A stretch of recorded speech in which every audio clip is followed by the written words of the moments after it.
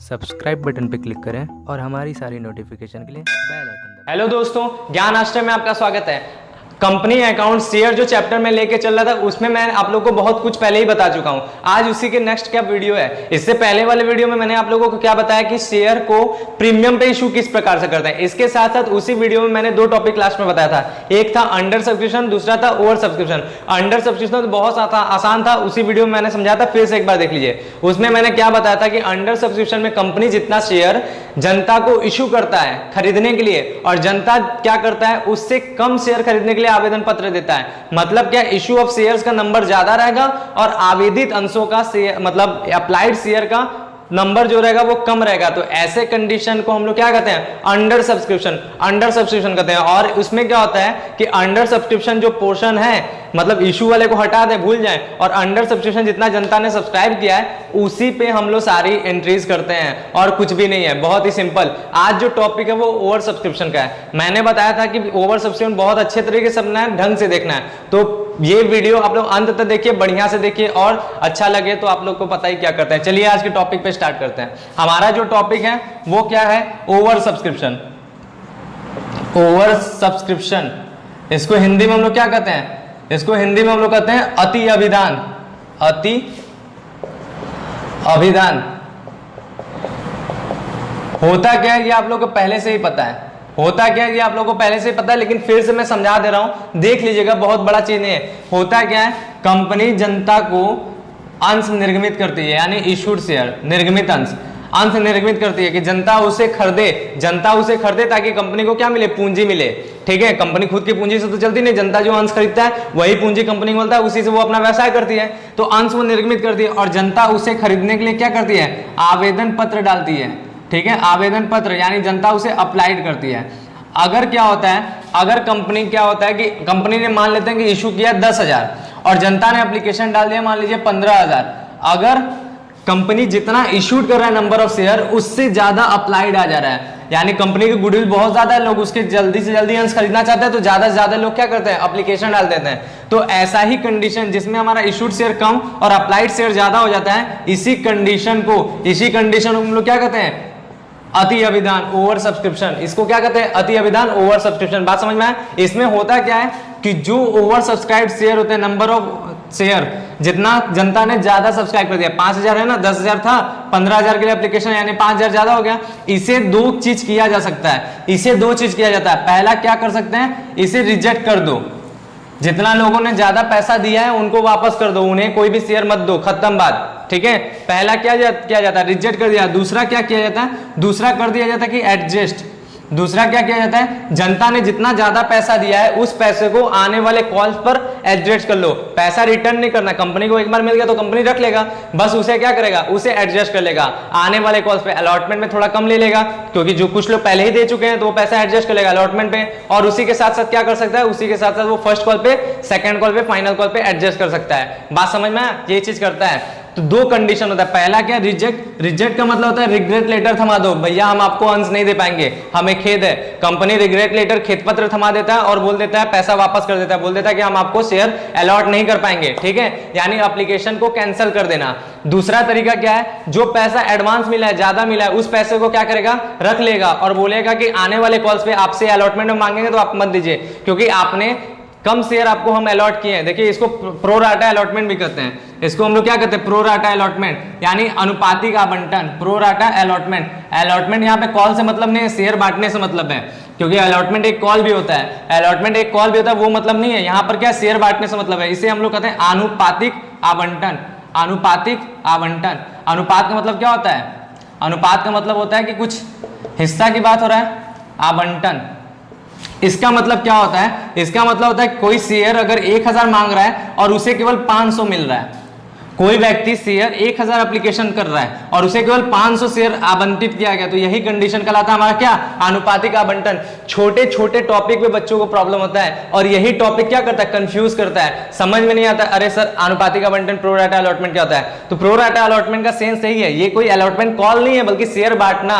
Share को बांटना क्या कहलाता है, अलॉटमेंट कहलाता है। एप्लीकेशन होता है और एप्लीकेशन जब एक्सेप्ट होता है तभी शेयर दिया जाता है और उसी प्रोसेस को क्या, अलॉटमेंट कहते हैं। तो प्रो राटा अलॉटमेंट का सेंस यही है कि किसी व्यक्ति व्यक्ति ने 1000 शेयर मांगा और आप उसे केवल क्या 500 ही शेयर थमा रहे हैं, आप उसे केवल 500 शेयर ही दे रहे हैं, तो ऐसा कंडीशन क्या होता है? प्रोराटा अलॉटमेंट, आनुपातिक आवंटन। कुछ भी अगर 10 शेयर मांगे और उससे जितना कोई कम, यानी 9 दे दे, 8 दे दे, कुछ भी, तो वो सारे के सारे कंडीशन में ये प्रोराटा ही है। 2 भी शेयर देगा तब भी, और 1 शेयर देगा तब भी, यानी 1 से लेकर 9 तक का कोई भी शेयर देगा तब भी प्रोराटा अलॉटमेंट ही कहलाएगा। रेशियो क्या बनेगा? अगर वो 5 शेयर देता है तो रेशियो बनेगा 2:1 का, इसीलिए इसी को क्या कहते हैं? आनुपातिक आवंटन। बात समझे? आनुपातिक आवंटन का सेंस ये है कि जितना शेयर मांगा है पब्लिक ने उससे कम दिया जाए, उस मात्रा से उसको क्या कम शेयर इशू किया जाए, यही क्या कहलाता है? आनुपातिक आवंटन कहलाता है। बात समझे? तो जब आनुपातिक आवंटन जब होता है तो क्या किया जाता है? पैसा को एडजस्ट किया जाता है, क्योंकि देखिए 1000 शेयर मांगा यानी 1000 के हिसाब से एप्लीकेशन डाला और 500 शेयर केवल अलॉट हुआ, तो इसे केवल 500 शेयर का एप्लीकेशन देना चाहिए था। एप्लीकेशन मनी उसे कितना देना चाहिए था? 500 शेयर का। तो ये क्या होता है कि जो एक्स्ट्रा शेयर, इसने जितना एक्स्ट्रा पैसा दिया उस पैसा को आने वाले कॉल्स पे एडजस्ट किया जाता है, यानी प्रो राटा जब भी अलॉटमेंट होगा तो पैसा हम क्या करेंगे? एडजस्ट करेंगे। 2 कंडीशन, एक रिजेक्ट, दूसरा एडजस्ट। रिजेक्ट कब होता है? किसी ने 1000 शेयर मांगा और उसे कुछ भी मत दो, यही कंडीशन क्या कहलाता है? यही कंडीशन रिजेक्ट कहलाता है। मांगा 1000, उसे एक भी नहीं दिया, तो क्या हुआ? पूरा पैसा रिजेक्ट, नहीं दिया शेयर तो रिजेक्ट होगा। तो यही हमारा क्या है? यही हमारा कंडीशन है रिजेक्शन का। ठीक है, तो ये बात समझ में। अब हम एक ही एंट्री आपको लिखवाएंगे। देखिए बहुत से टीचर इसको अलग अलग एंट्री से समझाते हैं, मैं एक एंट्री केवल समझाऊंगा, बस एक एंट्री या 2 एंट्री मान लीजिए, एप्लीकेशन मिलने का और उसके बाद उसको एडजस्टमेंट करने का, सारा चीज मतलब जो भी इतना इसके साथ जो किस चीज करते हैं वो एक ही एंट्री में। बात समझे? तो आपको अच्छे तरीके से समझना है, बहुत ध्यान से, ज्यादा एंट्री का बोझ आपके ऊपर नहीं डालेंगे, एक एंट्री के थ्रू आपको ये पूरा हिस्सा समझा दिया जाएगा। ठीक है, कैसे होता है? तो चलिए एंट्री समझते हैं, इसको आप लोग समझे, इरेज करते हैं। देखिए थ्योरी तो समझ में आया कि अति अभिधान होता क्या है, उसका यूज क्या करते हैं, या तो रिजेक्ट करते हैं या तो एडजस्ट करते हैं। तो आपको उसके लिए क्या ट्रीटमेंट होगा, क्या जनरल एंट्री करेंगे? तो सबसे पहला पॉइंट क्या होगा? आवेदन पत्र मिलने पर, यानी एप्लीकेशन मनी को रिसीव करने पर। ठीक है, आवेदन पत्र मिलने पर या एप्लीकेशन मनी को रिसीव करने पर, हम हिंदी में लिख रहे हैं आवेदन पत्र मिलने पर एप्लीकेशन मनी जब रिसीव होगा तो क्या होगा? तो एंट्री बनेगा सेम वही एंट्री जो एप्लीकेशन मनी रिसीव पे मिलता है, बैंक अकाउंट डेबिट, यही एंट्री होता है ना, bank account debit to share application account, ठीक है, क्या एंट्री होता है? Bank account debit to share application account, यही हमारा एंट्री होता है एप्लीकेशन रिसीव पे। अंतर क्या है? वहां पे तो कोई ओवर सब्सक्रिप्शन का बात ही नहीं था, जितना इशूड है उसी को प्रार्थित मानते थे, यानी अप्लाइड मानते थे, आराम से करते थे। यहां पर अंतर क्या होगा? यहां पर इशूड ज्यादा होगा ना, तो अमाउंट देखिए कैसे जाएगा, अमाउंट जाएगा आपका applied share into application money. ठीक है, किससे जाएगा अमाउंट? Applied share. कौन सा अप्लाइड? टोटल अप्लाइड शेयर, याद रखिएगा, टोटल अप्लाइड शेयर, जनता ने जितना एप्लीकेशन डाला उस अमाउंट, उस शेयर को यहाँ पर, उस नंबर ऑफ शेयर को यहाँ पर रखेंगे और उसके साथ क्या करेंगे? उसके साथ एप्लीकेशन मनी को मल्टीप्लाई करेंगे, जो अमाउंट आएगा वो अमाउंट हमारा यहाँ जाएगा और वही अमाउंट हमारा कहाँ जाएगा? वही अमाउंट हमारा यहाँ भी जाएगा। हमने इसको पहले इसलिए बताया क्योंकि इसके लिए ही हम एंट्री कर रहे हैं। बैंक अकाउंट में तो पैसा रिसीव हो रहा है, कौन सा पैसा रिसीव हो रहा है? यही जो हमारा मिला। ठीक है, बात समझे? इस प्रकार से हमारा अमाउंट जाएगा, कैसे? Applied share into application money. दूसरा एंट्री क्या होता है? दूसरा एंट्री में सारा कंडीशन मैं आपको बताऊंगा। मतलब कैसा कंडीशन? एक तो हम क्या करते हैं, एप्लीकेशन को किस में ट्रांसफर करते हैं? शेयर कैपिटल में। ठीक है, वो ट्रांसफर की एंट्री होगी। उसी में हम लोग क्या करते हैं? हम लोग ओवर सब्सक्रिप्शन वाले शेयर को या तो रिजेक्ट करते हैं या तो एडजस्ट करते हैं। ठीक है, या तो रिजेक्ट करते हैं या तो एडजस्ट करते हैं। तो रिजेक्शन का भी एंट्री और एडजस्टमेंट का भी एंट्री, ये मैं इसी एंट्री में आपको समझाऊंगा। ध्यान दीजिएगा अच्छे तरीके से, इसको अच्छे तरीके से ध्यान दीजिएगा और नोट भी कर लीजिएगा।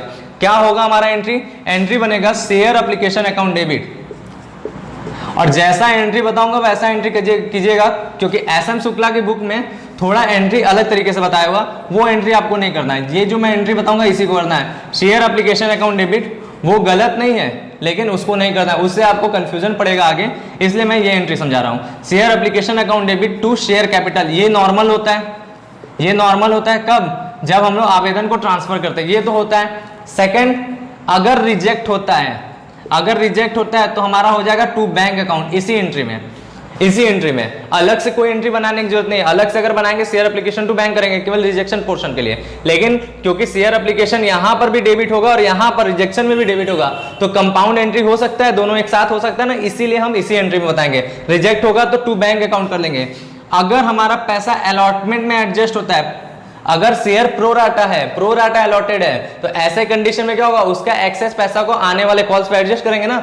अगर वो पैसा अलॉटमेंट में एडजस्ट होता है तो टू शेयर अलॉटमेंट लिखते हैं, ठीक है, टू शेयर अलॉटमेंट अकाउंट लिखते हैं। लेकिन अगर इतना ज्यादा पैसा आ गया है प्रो राटा अलॉटमेंट में, अगर इतना ज्यादा पैसा आ गया कि उस पैसे को केवल अलॉटमेंट में एडजस्ट नहीं कर सकते हैं, वहां पर एडजस्ट करने के बाद भी कुछ पैसा हमारे आने वाले कॉल्स पे चला जाता है, यानी फर्स्ट कॉल पे, सेकंड कॉल पे या फाइनल कॉल पे, तो उस पैसे को हम लोग ऐसा नहीं कि टू शेयर फर्स्ट कॉल लिखते हैं, बल्कि उस पैसे को हम लोग लिखते हैं to calls in advance account. यही ध्यान रखने वाली बात है, कॉल्स इन एडवांस अकाउंट लिखते हैं। बात समझे, ये एंट्री होगा, ठीक है। समझिए क्या था, शेयर एप्लीकेशन अकाउंट डेबिट होगा, एकदम होगा, ठीक है।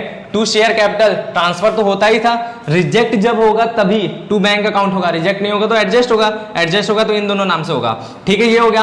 अब एडजस्ट भी होता है तो दो तरीके से होता है, या तो पूरा पैसा अलॉटमेंट में चला जाए, अगर पैसा अलॉटमेंट में नहीं जाता है तो वो कॉल्स पे जाएगा, और कॉल्स के पैसे को कॉल्स इन एडवांस नाम से लिखेंगे, ना कि शेयर फर्स्ट कॉल, ना कि share second and final call, इस नाम से नहीं लिखेंगे, बल्कि क्या करेंगे हम लोग कॉल्स इन एडवांस नाम से लिखेंगे। अब अमाउंट देखिए कैसे जाएगा, अमाउंट में देखिए क्या जाएगा, अमाउंट में शेयर एप्लीकेशन में सेम टू सेम अमाउंट जाएगा, यहां पर जितना क्रेडिट है वही इतना डेबिट यहां पर होगा, यानी हमारा अमाउंट कैसे जाएगा, अप्लाइड शेयर जितना टोटल अप्लाइड है, अप्लाइड शेयर में हम लोग क्या करेंगे, मल्टीप्लाई करेंगे एप्लीकेशन मनी का, ठीक है। यहां पर क्या जाएगा, यहां पर क्या जाएगा, तो यहां पर अमाउंट जाएगा इशूड शेयर, जितना कंपनी ने इशू किया था, जितना कंपनी ने इशूड किया था, इशूड शेयर को मल्टीप्लाई करेंगे किससे, एप्लीकेशन मनी से। बात समझे, क्या था यहाँ total applied share into application money, यहाँ issued share into application money, किसमें, शेयर कैपिटल वाले में। बैंक अकाउंट में क्या होगा, जितना रिजेक्ट हो रहा है, रिजेक्ट, ठीक है, रिजेक्शन वाला अमाउंट समझ लीजिएगा, हम केवल रिजेक्ट लिख दे रहे हैं, समझ लीजिए आप लोग। हम अभी एक टेबल बनाएंगे जिससे आपको समझ में आएगा ये कैसे अमाउंट आएगा। तो यहाँ पर कौन सा अमाउंट जाएगा, रिजेक्ट वाला, ठीक है, रिजेक्ट वाला अमाउंट जाएगा। फिर नेक्स्ट यहाँ पर क्या जाएगा, यहाँ पर एडजस्ट वाला अमाउंट जाएगा, एडजस्ट, जो अमाउंट एडजस्ट होगा, एडजस्टेड होगा कहां पर, इन अलॉटमेंट या on allotment, adjusted on allotment, ठीक है।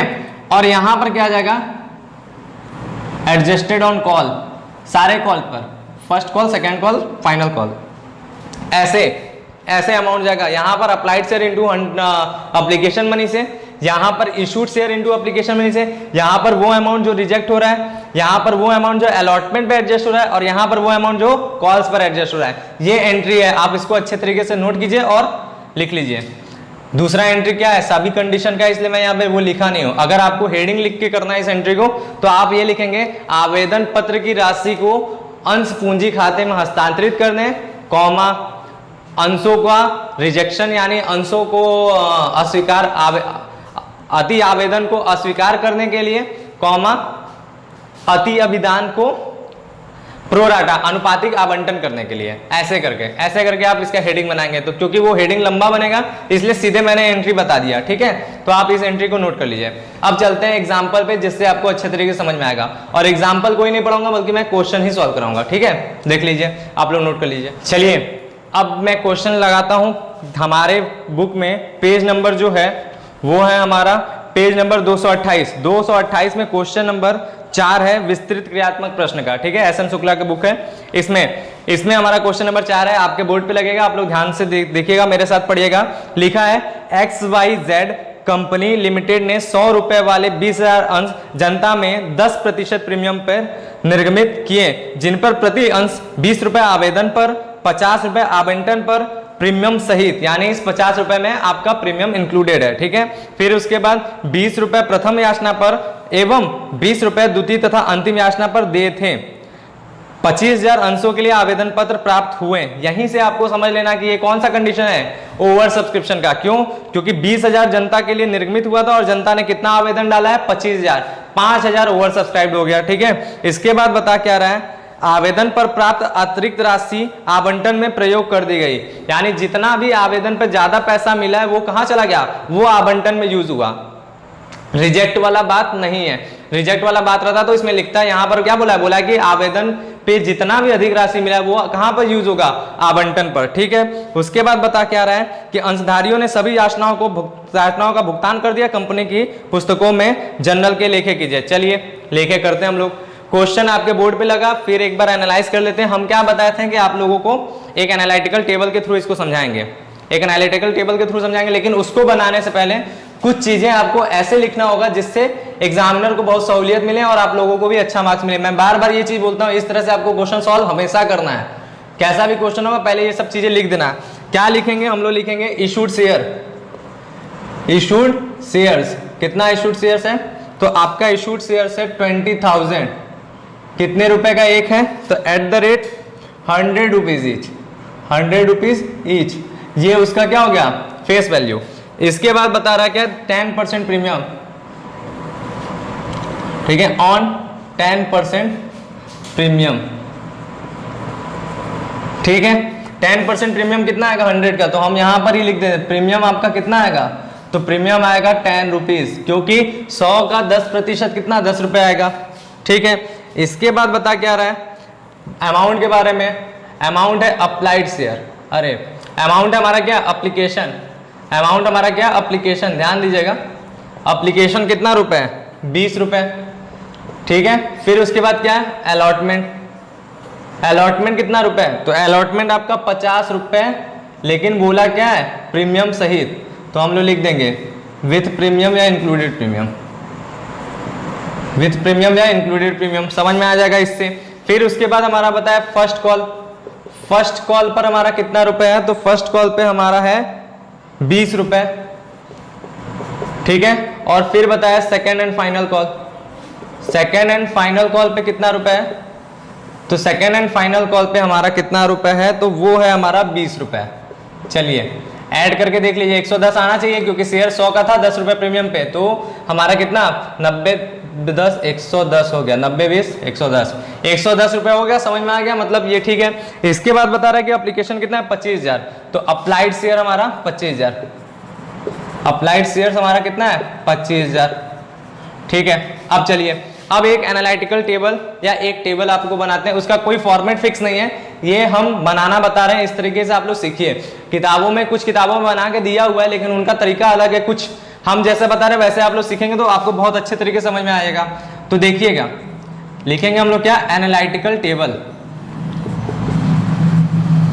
एकदम ध्यान देके सीखेंगे। ठीक है, एनालिटिकल टेबल बनाएंगे जिसमें हम लोग 4 कॉलम ड्रॉ करेंगे, 4 कॉलम, बस, इससे ज्यादा कुछ नहीं। बहुत से बुक में बनाया हुआ है, लेकिन तरह तरह के टेबल्स बनाए हुए हैं, उतना ज्यादा ध्यान नहीं देना, कंफ्यूजन कुछ भी नहीं पालना, जैसे बता रहे हैं वैसे ध्यान दीजिएगा। पहला हमारा हो जाता है अप्लाइड शेयर का, पहला हमारा कॉलम क्या होता है, अप्लाइड शेयर का। दूसरा कॉलम हमारा हो जाता है अलॉटेड शेयर्स का, अलॉटेड शेयर का। तीसरा हमारा कॉलम हो जाता है एक्सेस शेयर का, और चौथा हमारा कॉलम हो जाता है किस चीज का, एक्सेस मनी का, एक्सेस मनी। ठीक है, एक्सेस मनी का समझिए। अप्लाइड शेयर कितना है, अप्लाइड शेयर हमारा एक ही बार में बताया कि 25,000, अप्लाइड शेयर 25,000 है।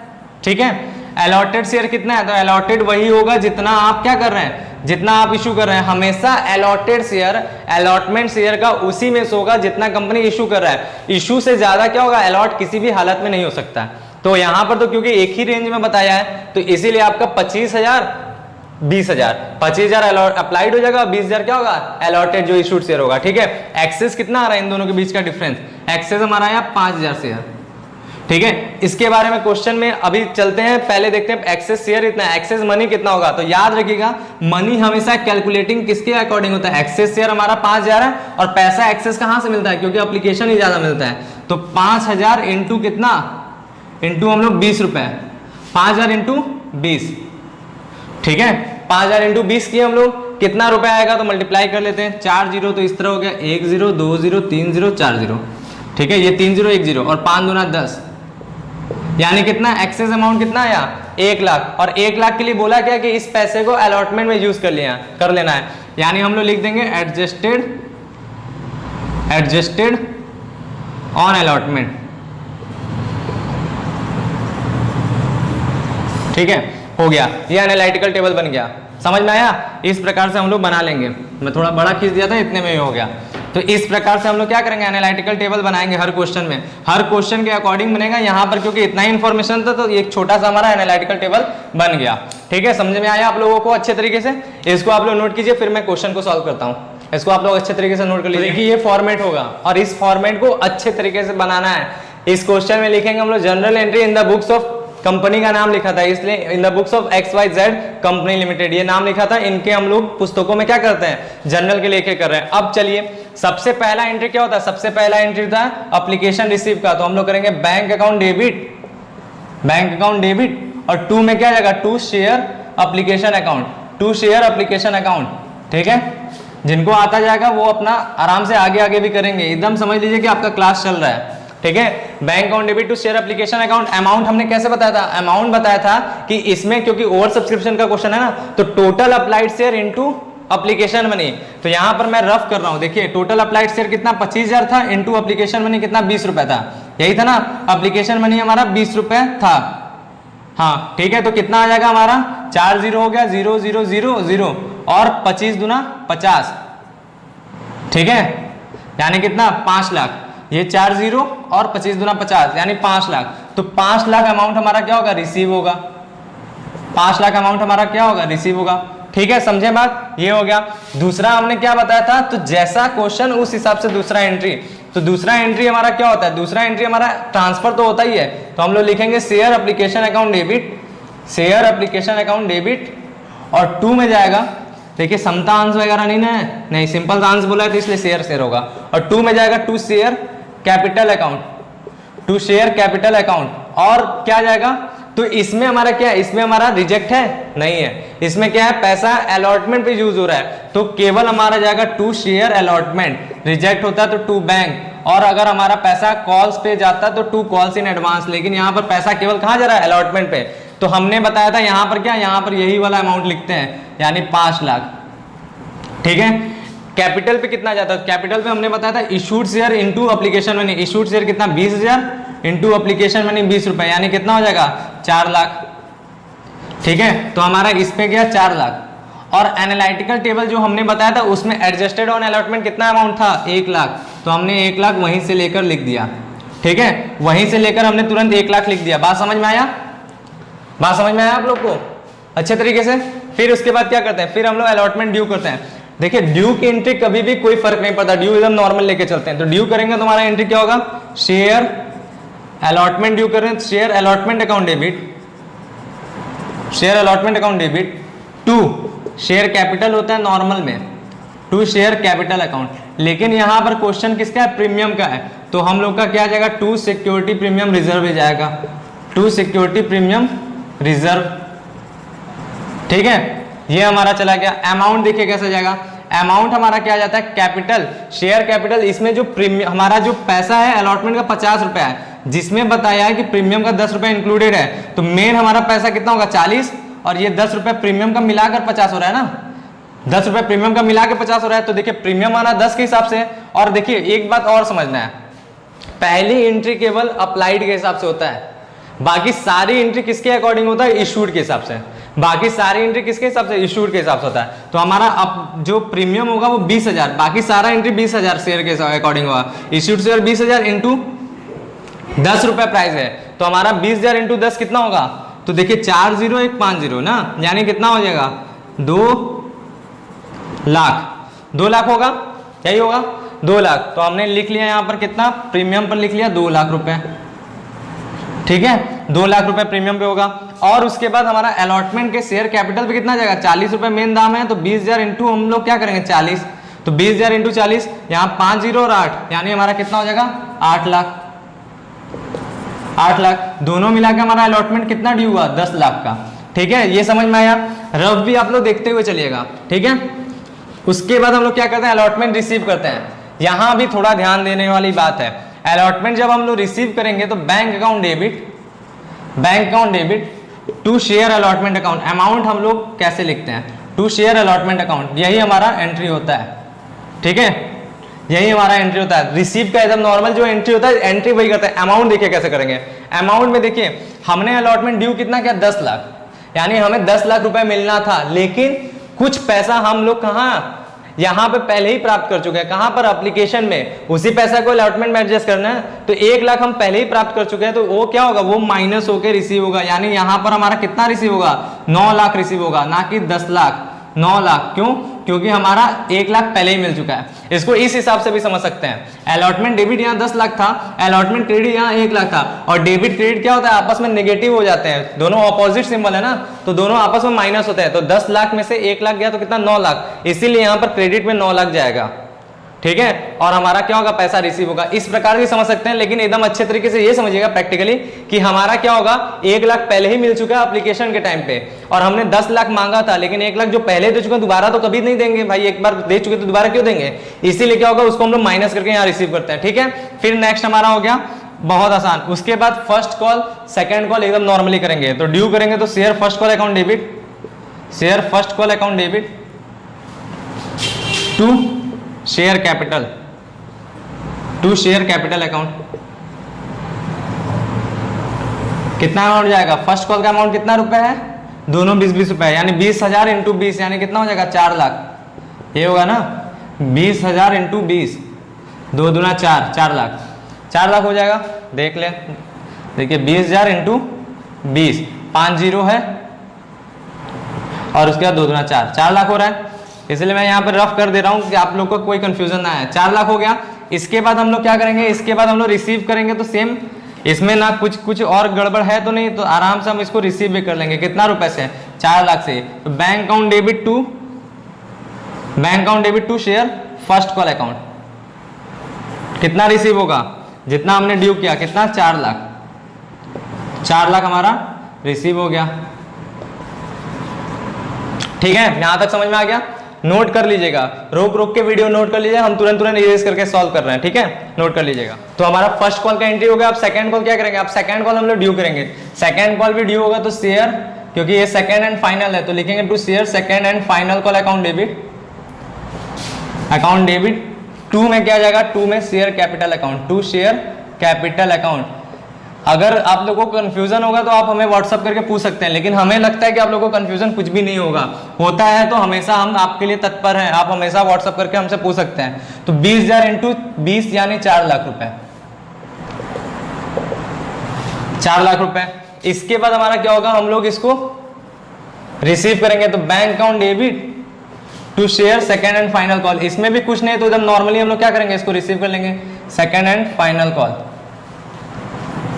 हो गया।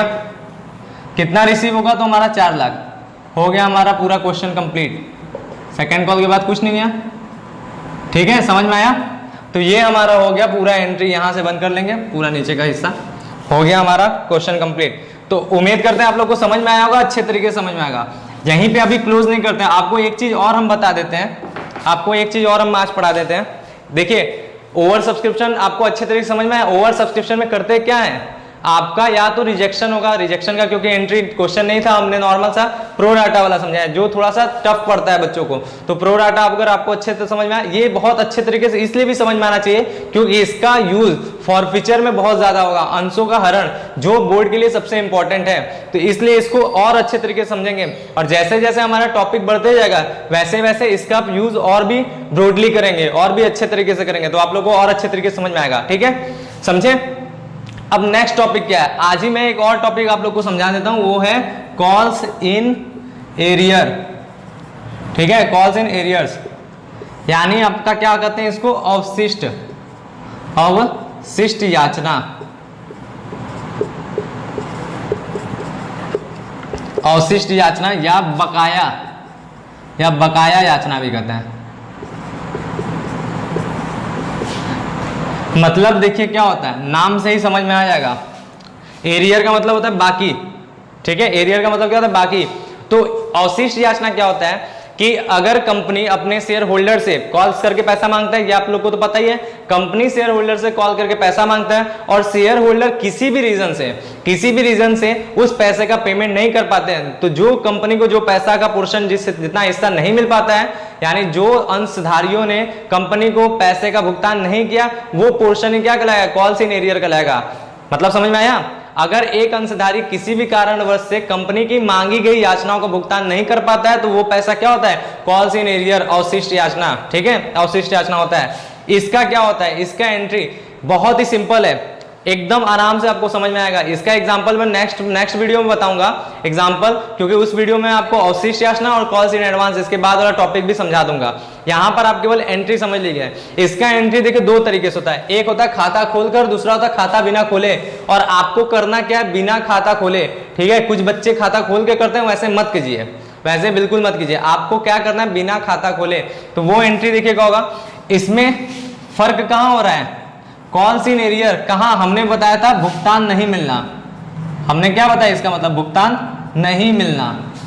जो भी अंशधारी क्या करता है, पेमेंट नहीं कर पाता, वही ना कॉल्स इन एरियर होता है, भुगतान नहीं मिलना है। तो जब भुगतान नहीं मिलना तो इसका इफेक्ट कहां होगा, इस एंट्री का, इस कंडीशन का फर्क कहां पड़ेगा, फर्क पड़ेगा आपका रिसीव पे।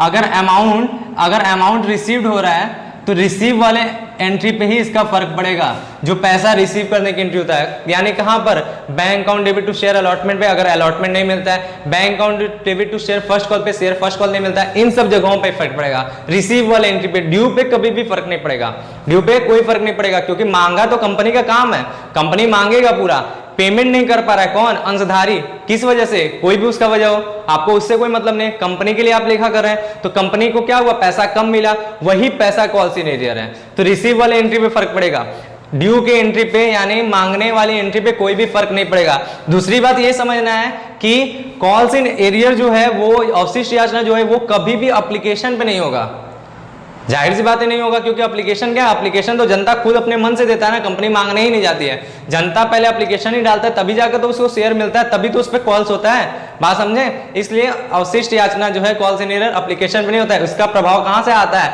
अलॉटमेंट से आता है, अलॉटमेंट से कंपनी कॉल करता है, अलॉटमेंट मांगा, पैसा नहीं मिला, कॉल्स इन एरियर, ठीक है। और यहाँ फर्क किस पे पड़ेगा, तो रिसीव की एंट्री में। तो हम आपको समझा रहे हैं, समझिए।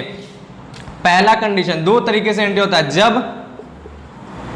जब खाता खोला जाए, किसका, अवशिष्ट याचना का, जब अवशिष्ट याचना का खाता खोला जाए, जब अवशिष्ट याचना का खाता खुलेगा तो कैसे एंट्री होगा, ये आपको नहीं करना है, लेकिन आप समझ लीजिए कि अगर कोई समझाता है या उस प्रकार से एंट्री पूछता है तो आप उसको बता सकें। रिसीव की एंट्री क्या होगी, ड्यू एकदम नॉर्मल होगा, जैसे अलॉटमेंट पे हम मान लेते हैं, अलॉटमेंट पे अवशिष्ट याचना है, तो अलॉटमेंट की एंट्री कोई share allotment account debit to share capital, amount कैसे जाएगा, issued share multiply by allotment money, उससे हमारा अमाउंट जाएगा नॉर्मल सा, ठीक है। लेकिन जब क्या करेंगे, जब हम उसको रिसीव करेंगे तो एंट्री बनेगा bank account debit, bank account debit, ठीक है। खाता खुल रहा है इसलिए हमारा कॉल्स इन एरियर अकाउंट भी डेबिट होगा, calls in arrear account debit, क्योंकि पैसा नहीं मिल रहा है तो वो भी हमारा डेबिट हो जाएगा, calls in arrear account debit. और टू में जाएगा, टू में जिसको हमने मांगा है, अगर अलॉटमेंट का हम एंट्री कर रहे हैं तो टू शेयर अलॉटमेंट, और अगर किसी कॉल का कर रहे हैं, हम इसी एक ही एंट्री में आपको समझा दे रहे हैं। इसका ऑब्लिक का मतलब है, ये अगर अलॉटमेंट होगा तो टू शेयर अलॉटमेंट ओनली, ठीक है, टू शेयर अलॉटमेंट ओनली होगा। अगर फर्स्ट कॉल है तो टू शेयर फर्स्ट कॉल होगा, अगर सेकंड कॉल है तो टू शेयर सेकंड कॉल होगा, और अगर फाइनल कॉल है तो शेयर फाइनल कॉल होगा। हम एक ही में यहाँ पर कॉल्स लिख दे रहे हैं, कॉल्स का मतलब समझ लीजिएगा। अगर अलॉटमेंट का पैसा रिसीव की एंट्री कर रहे हैं तो bank account debit to share allotment होता है ना, तो अगर एरियर तो bank account debit calls in arrear account debit to share allotment होगा। फर्स्ट कॉल की बात होती है तो bank account debit to share first call होता है ना, लेकिन एरियर की बात है तो bank account debit calls in arrear account debit to share first call हो जाएगा, और सेकंड कॉल होगा तो उसी तरह, फाइनल कॉल होगा तो उसी तरह। ये हमारा अमाउंट हो। अब देखिए ये हमारा एंट्री हुआ, अमाउंट कैसे जाएगा, अमाउंट समझिए, यहां पर अमाउंट जाएगा ड्यू अमाउंट, ड्यू अमाउंट कहां पर, क्रेडिट वाले पोर्शन में, क्रेडिट वाले पोर्शन में ड्यू अमाउंट जाएगा, जितना कॉल पे ड्यू किया, अलॉटमेंट पे जितना ड्यू किया वो अलॉटमेंट का अगर रिसीव करें तो वो अमाउंट जाएगा, फर्स्ट कॉल का जितना फर्स्ट कॉल पे, सेकंड कॉल का जितना सेकंड कॉल पे। इस तरह से यहां क्या जाएगा, यहां पर जाएगा एरियर अमाउंट, जितना पैसा आपको नहीं मिला डेबिट वाले में, जितना पैसा नहीं मिला। हो सकता है 500 शेयर होल्डर्स ने नहीं दिया, हो सकता है 200 शेयर होल्डर्स ने नहीं दिया, हो सकता है 50 ने नहीं दिया, हो सकता है 100 ने नहीं दिया। जितना शेयर होल्डर्स पैसा नहीं देंगे, यानी जितने शेयर पे पैसा नहीं मिलेगा, उतना शेयर मल्टीप्लाई बाय वो अमाउंट जिसको आप रिसीव की एंट्री कर रहे हैं। जैसे अलॉटमेंट पे अगर नहीं मिला तो उतना share multiply by allotment amount, ठीक है। ड्यू अमाउंट माइनस वो अमाउंट कैसे आएगा, एरियर वाला शेयर, नंबर ऑफ शेयर जो एरियर कराएगा वो इनटू क्या, अलॉटमेंट का पैसा, वो मल्टीप्लाई करके यहां लिखेंगे और इन दोनों का डिफरेंस आपका यहां आ जाएगा, यानी कैसे, ड्यू माइनस एरियर लिख दे रहे हैं, ड्यू माइनस एरियर, ये हमारा यहां पे जाएगा। इस प्रकार से हमारा एंट्री होगा। कब, जब हमारा खाता खुलेगा अवशिष्ट याचना का। दूसरा, जब खाता नहीं ना खोला जाए। अब खाता ना खोला जाए तो समझ लीजिएगा अवशिष्ट याचना का खाता ना खोला जाए, खाता ना खोला जाए, शॉर्टकट में लिख रहे हैं, आप लोग पूरी तरह से लिखिएगा। जब अवशिष्ट याचना का खाता ना खोला जाए, आपको यहाँ पे दिख जाएगा, ठीक है। जब अवशिष्ट याचना का खाता ना खोला जाए, एंट्री क्या होगा, एकदम नॉर्मल, जो रिसीव का नॉर्मली एंट्री होता है वही एंट्री करेंगे। बैंक अकाउंट डेबिट, रिसीव की एंट्री क्या होती है, बैंक अकाउंट डेबिट टू जो भी हम लोग का कॉल रिसीव हो रहा है। अगर अलॉटमेंट रिसीव हो रहा है to share allotment account, allotment receive हो रहा है तो to share allotment account. First call receive हो रहा है तो to share first call account. Second call receive हो रहा है तो to share second call account. और फाइनल कॉल रिसीव हो रहा है तो to share final call account. ये हमारा एंट्री बनेगा। हम एक ही एंट्री में आपको ये बता दिए, कॉमन करके, ऑब्लिक करके। फर्स्ट अलॉटमेंट तो अलॉटमेंट, फर्स्ट कॉल है तो फर्स्ट कॉल, सेकंड कॉल है तो सेकंड कॉल, उस हिसाब से जैसे यहाँ पर समझाते हैं। ये एंट्री हमारा हुआ रिसीव का। ड्यू पे कोई फर्क नहीं पड़ेगा, शुरू से मैं बता रहा हूँ, ड्यू पे कोई फर्क नहीं पड़ेगा अवशिष्ट याचना का, क्योंकि भुगतान नहीं मिलने को अवशिष्ट याचना कहते हैं, तो भुगतान वाले एंट्री पे ही काम होगा इसका, ठीक है। अब अमाउंट कैसा जाएगा, अमाउंट जाएगा आपका यहाँ पर क्रेडिट वाले में ड्यू माइनस एरियर, पहले इसी को समझेंगे। यहाँ पर क्या हो जाएगा, ड्यू माइनस एरियर, जो बैंक अकाउंट में पहले करते थे ना वही अब काम यहाँ पे क्या करना है, जितना ड्यू किए उसमें से एरियर वाले को माइनस करेंगे, ठीक है, वो जाएगा। और वही अमाउंट हमारा रिसीव होगा, तो यहाँ पर वही अमाउंट हमारा रिसीव वाले में भी जाएगा। बात समझे, तो ये हमारा एंट्री हुआ। अच्छे तरीके से इसको भी नोट कीजिए, समझिए, ठीक। तो आज के लिए इतना ही। अब जो नेक्स्ट वीडियो होगा वो हम किसके बारे में बताएंगे, तो वो हम आपको बताएंगे कि अग्रिम याचना क्या होता है, कॉल्स इन एडवांस क्या होता है, और एक एग्जांपल बताएंगे जो कंबाइंड होगा इन दोनों का, अवशिष्ट याचना का और अग्रिम याचना का, दोनों का कंबाइंड होगा। हाँ, इसके इंटरेस्ट, इन पे इंटरेस्ट भी होता है, इंटरेस्ट का एंट्री आपको नहीं पढ़ना है, इसलिए ज्यादा दिमाग मत लगाइए, जितना सिलेबस में उतना को ही लेके चलिए। इंटरेस्ट की एंट्री आपको नहीं पढ़ना है, 12th में वो है ही नहीं, ठीक है। बात समझ में आया? तो बस आज के लिए इतना ही। आप लोग को करना क्या है, आपको अगर अच्छा लगता है तो आप इसे प्लीज अपने दोस्तों को शेयर कीजिए, और जो भी वीडियो देख रहे हैं वो प्लीज चैनल को जरूर से जरूर सब्सक्राइब कीजिए। अंत तक देख रहे हैं तो उम्मीद करते हैं आपको अच्छा लगा, तभी आप अंत तक देख रहे हैं, इसलिए चैनल को सब्सक्राइब भी कर दीजिए और दोस्तों तक अपने शेयर कर दीजिए जो भी क्लास 12th में हैं, या फिर जो ये टॉपिक आपका बीकॉम सेकेंड ईयर में भी आता है, तो जो सेकेंड ईयर के भी बच्चे हैं अगर वो भी देख रहे हैं तो वो भी क्या करें, वो भी इसको शेयर कर दें अपने दोस्तों तक और चैनल को सब्सक्राइब कर दें।